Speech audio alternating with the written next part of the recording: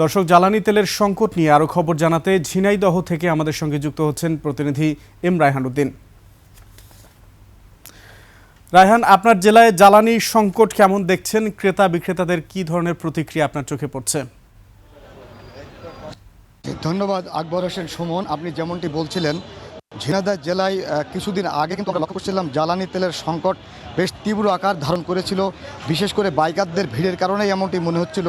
আজকে তার অনেকটা ভিন্ন চিত্র আমরা লক্ষ্য করছি। আমি এখন অবস্থান করছি ঝিনাইদহ শহরের আরিফ ফিলিং স্টেশনে। এই স্টেশনের আমি মালিকের সাথে কথা বলেছি এবং ফিলিং স্টেশনগুলোর যিনি সাধারণ সম্পাদক শরীফুল ইসলাম, তার সাথেও কথা বলেছি। তিনি আমাকে বলেছেন যে ঝিনাইদহ জেলায় 37টি ফিলিং স্টেশন আছে। ঝিনাইদহ সদরে রয়েছে 14টি ফিলিং স্টেশন।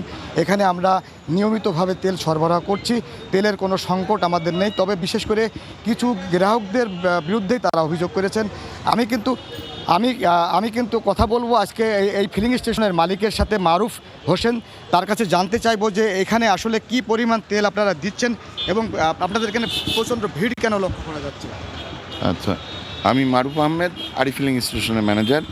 আসলে আমরা আজকে 1000 টাকা করে তেল দিচ্ছি। এখানে দেখা যাচ্ছে যে মানুষের মধ্যে প্যানিকটা বেশি, ভয় পাচ্ছে, ভিতরে দাম বাড়ার একটা সম্ভাবনা আছে এরকম মনে করে কেউ কেউ স্টক করছে। এখন সেইটা কমে গেছে। এখন আজকে করলাম আমাদের এখানে অনেক গাড়ি কম। আগে যেটা দেখছে একদম চারিদিক থেকে ঘিরে ফেলছে, এখন সেইটা নাই।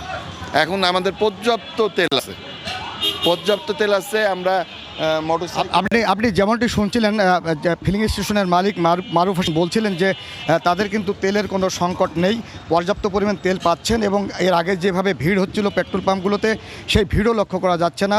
তো ঝিনাইদহ জেলার কথা আমি আপনাকে বলতে পারি যে এখানে জ্বালানি তেলের সংকট আছে এমনটি খবর আমাদের কাছে নেই। কৃষকরা তারা স্বাচ্ছন্দ্যে কিন্তু চাষাবাদ করতে পারছেন এবং জ্বালানির তেল তাদের পর্যাপ্ত পরিমাণ তাদের সরবরাহ করা হচ্ছে। আমি নিজে এসে দেখেছি একটা বাইকার তার গাড়িতে 100 টাকার তেল নেওয়ার পরে ট্যাঙ্কি ফুল হয়ে গেছে। তো তারপরে কিন্তু এই যে অনিয়মটা ধরা পড়েছে হাতে নাতে। যাই হোক, এই নিয়ম অনিয়মের ভিতর দিয়ে চলছে। তো ঝিনাইদহ অবস্থা বর্তমানে ভালো। এই ছিল ঝিনাইদহ জ্বালানি তেলের যে সর্বশেষ পরিস্থিতি।